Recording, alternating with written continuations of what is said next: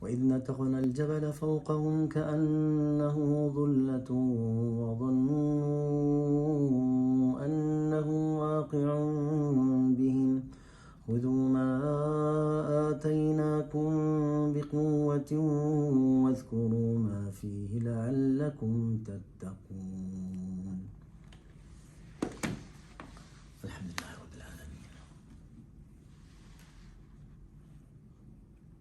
يا أخي اتق الله، يا أخي اتق الله. قرأت في المصحف سكره اغلقه حتى ما يقرأ فيه إبليس، حتى ما يقرأ فيه الشيطان. إذا تخليه مفتوح بقرأ فيه إبليس شيطان. شو حبيبي معروف هذا، دير بالك. يعني لما تقرأ بالمصحف بعد ما تقرأ اغلقه. طب وإذا ما أغلقته بقرأ فيه إبليس، ترى دير بالك. إبليس اللعين بقرأ فيه. لا حبيبي، لا بقرأ فيه إبليس، إبليس كافر أبى واستكبر وكان من الكافرين. إبليس سيد أهل النار حبيبي، فهمت علي؟ لا يقرأ فيه إبليس ولا الشياطين ولا شيء. ولكن من الأدب إذا خلصت من المصحف أن تغلقه.